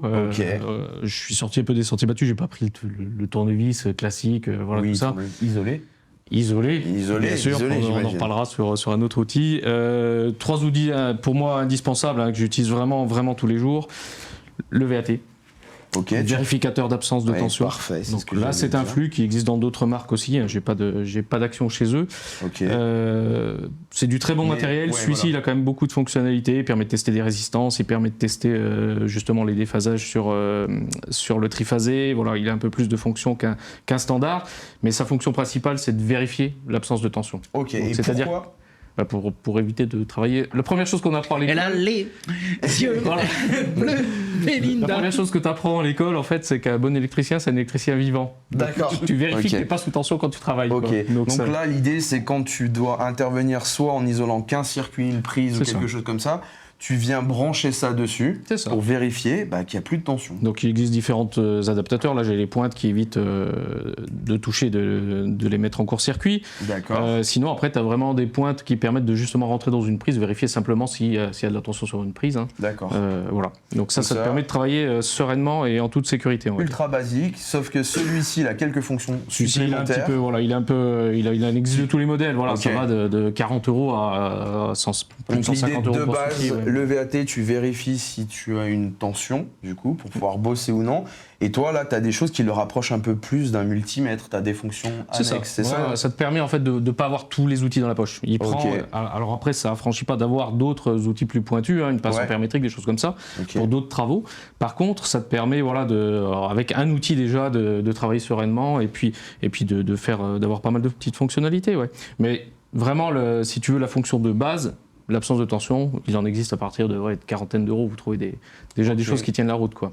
Parce que moi je me suis fait une petite caisse élec, donc j'ai un VAT, j'ai plusieurs choses. Et il y a aussi des espèces de petits stylets qui vont fonctionner avec le champ magnétique pour venir voir aussi, pour suivre un fil ou des choses comme ça. Alors je suis pas friand, moi honnêtement, je suis pas friand. Ça existe, ça permet effectivement, comme tu l'as dans la poche facilement, de vérifier vite fait. Plus si fort ou pas. Ça évite aussi de piquer parce que là on est obligé d'être en contact directement, physiquement, je veux dire, avec le fil.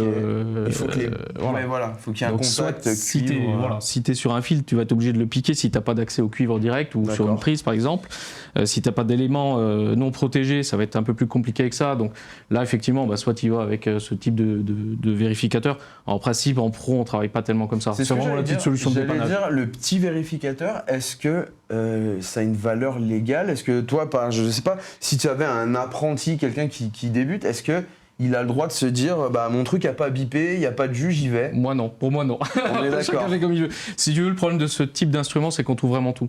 Ce type d'outil, tu vas en trouver du gadget jusqu'à l'outil pro. Hein. Moi j'en ai eu par exemple des fois en cadeau via des fournisseurs. Quand tu achètes du matériel, des choses comme ça, on t'offre ce type d'outil qui là pour le coup est pro. Comme je disais, moi je suis pas friand de ça. Moi on reste sur le VAT, ça reste la bonne pratique, quoi. Et c'est pas excessivement cher si on va pas sur des modèles comme celui-ci. Ok, mais après c'est toujours la même chose. Quand t'es artisan, tu t'équipes correctement. C'est notre outil de travail. Alors VAT, c'est fait. VAT, c'est fait. Ensuite, petite pince à dénuder de chez Bizline. Je l'ai vu quand tu l'as préparé, regarde. Moi j'ai la version... Je vois que t'as la même toi. Mais moi c'est la version green, parce qu'elle est faite avec des matériaux verts en fait. Ah bien. Par contre, ce qu'on voit, c'est qu'elle a pas trop servi la tienne. Ouais, ok, d'accord. Ok. Mais j'ai ma maison à faire, donc. Mais je l'ai déjà utilisée, je la trouve assez pratique, donc. Et qu'est-ce que tu en penses, toi? Je m'en sers tous les jours. Je m'en sers tous les jours. Tu vois, je t'ai amené un petit bout de câble pour te montrer rapidement. Ok. On est sur quoi comme câble? Je sais pas si on nous voit. On a une caméra juste au-dessus. Voilà. Là, on est sur du 5G, 1.5, ça doit être. Ouais, c'est du 1.5 qui est rouge.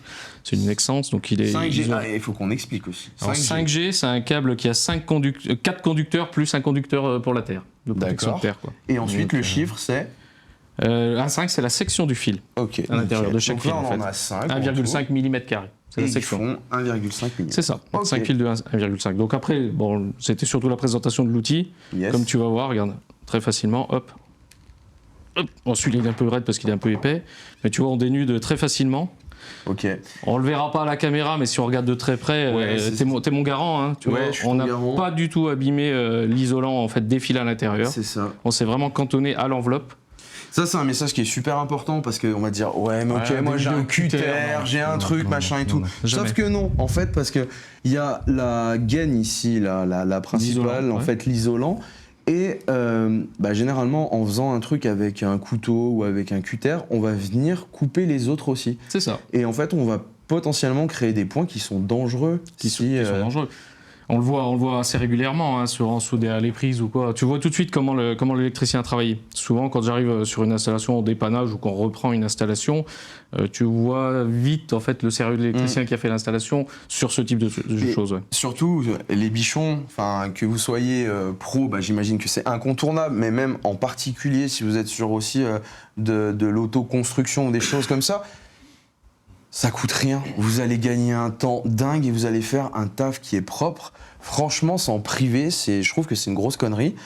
Sachant que celle-ci, elle a plusieurs fonctions, donc on va pouvoir aussi venir dénuder plusieurs sections. On va pouvoir aussi couper, que ce soit dans cette marque ou une autre. Franchement, c'est vraiment une bêtise de s'en passer. C'est ça, ça existe en fait en différentes marques. Alors, on a cité Bizline, ça existe chez Jokari, ça existe dans d'autres marques. Exactement. Et effectivement, alors comme tu dis, pour un particulier, d'autant plus pour un pro, c'est un outil de travail. Je veux dire, investissez un minimum. Si vous voulez paraître sérieux dans votre métier, comme tu dis, elle a quand même plusieurs fonctions. On peut couper un câble, on peut entailler un câble pour justement enlever l'enveloppe, pardon. Yes. Et puis comme tu dis, on a différentes sections en fait ici. On le verra peut-être mieux à la caméra. Oui, mais puis... du 0,5 jusqu'au 6 carré, on peut facilement dénuder un fil très, très proprement. Hein. On fait un tour, voilà. Ouais.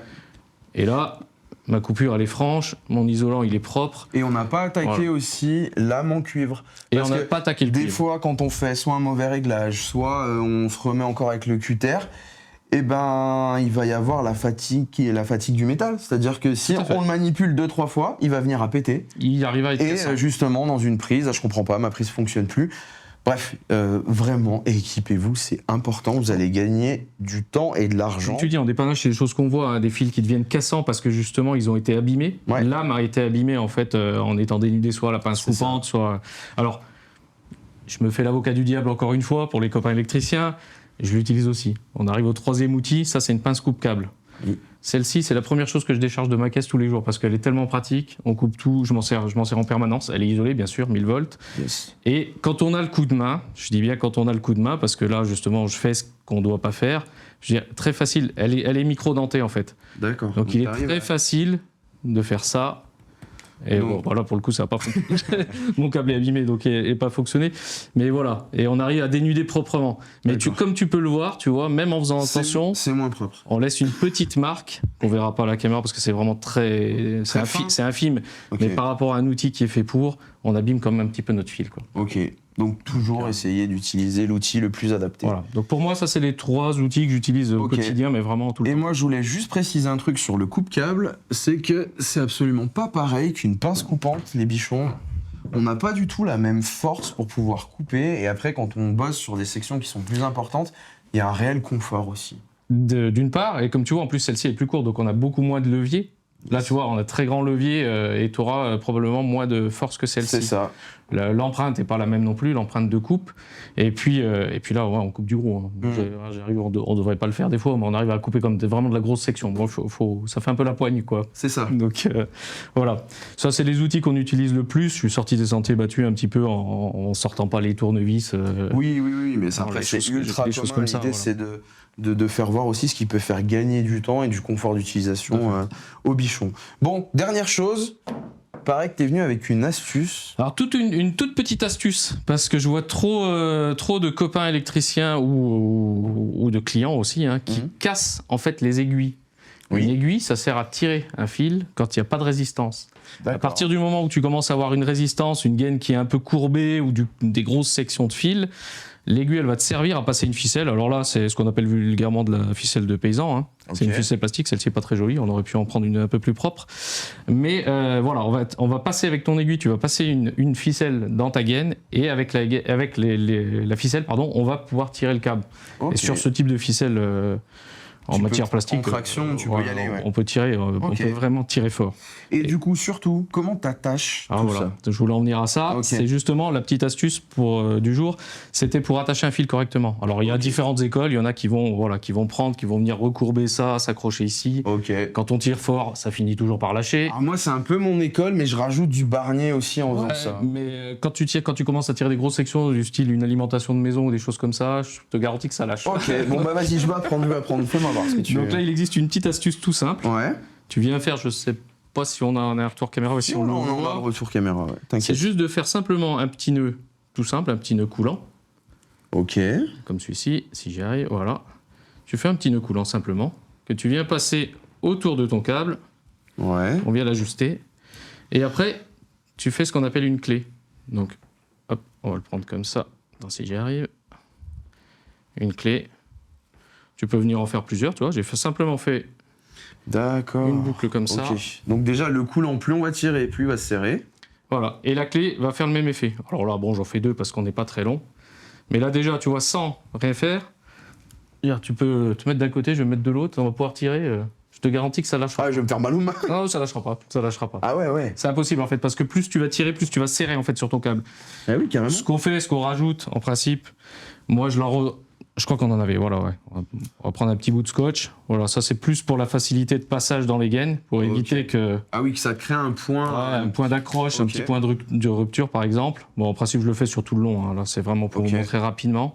Mais déjà, là, tu garantis que ça lâchera pas. Ouais. Et puis, on peut ajouter un peu de lubrifiant, des choses comme ça, hein, ce qu'on appelle vulgairement du yellow. Du yellow, Il existe d'autres marques, c'était une marque yellow, hein, donc c'est passé dans le langage courant, mais voilà. Oui. Passer des lubrifiants. Et là, ça te prend pas...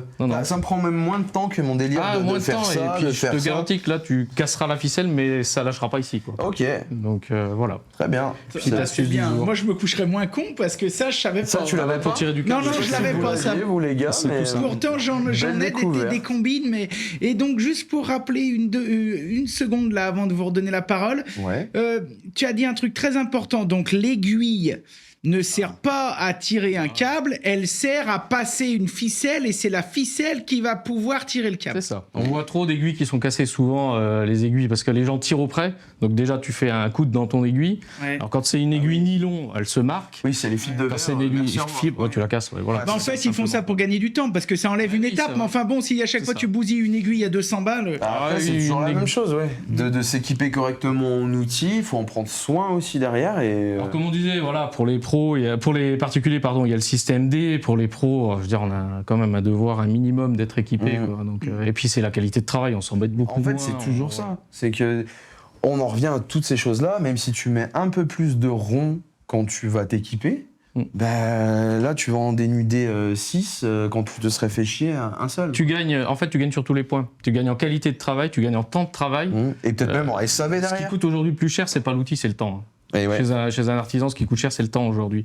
Donc, je veux dire, l'outil, tu le rentabilises forcément. Ouais, on est d'accord. Et puis, d'autant plus que, pareil, pour me faire l'avocat du diable sans vouloir faire chier, je veux dire, on parle de 30 balles. Hein. On parle pas de 3000 balles. Non, sur 30 balles, c'est même pas le prix d'une heure. Hein. Comme donc, je disais, le VAT, celui-ci, c'est un modèle qui vaut un petit peu plus cher parce qu'il est un peu plus perfectionné, mais vous avez des VAT à 35-40 € hors taxe. Ouais. Si t'as un truc BIM qui t'a fait économiser 200 boules par an, c'est bon. Voilà, tu t'achètes un kit complet. C'est ça. Tu peux t'acheter ça. Bon. Voilà. Bah merci, c'était super. Astuce. Eh ben bravo. Et ben ça, je vais le garder en tête. Hein. Je te laisse, Pas de souci, mais même pour faire d'autres trucs, pour tracter des choses, ça a l'air juste génial. Ça, ce qu'on fera, Monto, on fera peut-être 2-3 photos là avant de plier la cabane et on les mettra sur Instagram pour ceux qui nous écoutent en podcast. Oui. Comme ça, vous pourrez aller voir sur Instagram Bichon TV, vous verrez des photos. Parce que là, tu vas faire des heureux. Même moi, là, je te dis, pourtant, j'en ai tiré des kilomètres. C'est ce qu'on peut faire carrément, les bichons, là, c'est en off. Moi, je vais sortir un petit coup de téléphone et on va le faire de près avec comment on fait la une petite story, on se fait ça, on se fait une story, comme ça vous pouvez bichonner nos bichons. Exactement. C'est ça. Même si dans un futur proche, 3 mois, il y avait une astuce, vous pourrez le retrouver directement sur Insta et c'est pas perdu en tout cas. Voilà. Bon, si ça peut c'est servir. très bien. Eh ben bravo, on peut t'applaudir. Voilà. Bon, bah écoutez, les gars, on a fait le tour. On était très, très, très heureux. Toutes ces astuces, vous avez aussi appris un peu des choses, hein, Christian, pour les prochaines gaines que tu vas tirer. Ça sera plus facile à passer. Ça sera plus facile. Hein. Et t'as vu, toi, de la ficelle à botte de paille, t'en as? J'en ai. Bon, c'est facile à trouver, ça coûte rien. À l'époque, je me rappelle, moi, j'achetais ça sans vouloir donner de nom, mais chez Gamme Vert ou Agri Sud-Est.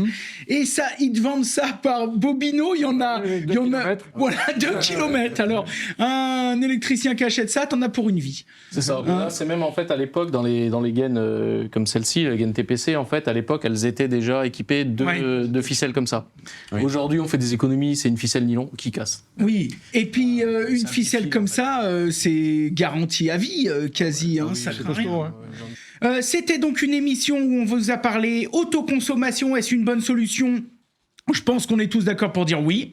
Je pense qu'on a été de bons ambassadeurs pour tous ceux qui nous écoutent et que on espère on vous aura convaincu ou on aura su éveiller votre curiosité. Comme d'habitude, on vous mettra tous les liens dans la description. On remercie beaucoup Christian qui a pris de son temps, même si c'est un joyeux retraité. Il a pris de son temps pour venir, même si c'était pas bien loin, autour de nos micros. Comme ça, on était d'abord content d'avoir un gars du cru, hein. Et puis agriculteurs de surcroît, donc en ce moment on les soutient, il y a besoin. Je peux te dire que chez les bichons on les soutient, donc il y a besoin aussi. C'était un deuxième plaisir et d'autant plus un client satisfait. De nos amis de chez BIM. Donc merci Christian, merci Florent d'être venu de Nantes pour nous présenter ta solution. Encore une fois, je le dis, je le répète, on mettra tous les liens en description pour tous les petits curieux, puis tu nous diras si tu as des bichons qui sont intéressés. Avec plaisir. Merci à mon ami Stéphane, voilà, qui est là, qui veille un peu au grain, à ce qu'on dise pas trop de conneries, qui fasse un petit peu le juge de paix. Et puis merci pour tes petites astuces. Ouais. C'était très bien, on a tous bien appris. Je suis sûr que ça va faire plaisir aux bichons. Et enfin, merci à mon copain de cantine, Anto, qui a eu, pareil, une bonne idée, une jolie petite gazette. Et puis, tu sais que cette émission, les bichons l'adorent. Hein. Une petite émission comme ça, l'Expresso, à chaque fois, ça fait des jolis scores parce que c'est des trucs et astuces de pro. Donc, tous les bricoleurs qui écoutent ça et même les artisans se disent « Tiens, c'est pas bête, j'essaierai la prochaine fois. » Donc, merci à vous tous. C'était une belle émission. On rend l'antenne. On vous dit à la prochaine en podcast ou sur YouTube Bichon TV. Et puis, salut les bichons. Salut. Allez, bye. Salut. La matinale d'aujourd'hui vous a été proposée par la Taloche. La Taloche, l'école qui forme au métier du second œuvre en 4 semaines seulement. Avec la Taloche, tu vas vite apprendre. Plus d'infos en description. C'était la matinale, à voir et à revoir sur tous nos réseaux. Et comme d'habitude, retrouvez tous les liens en description.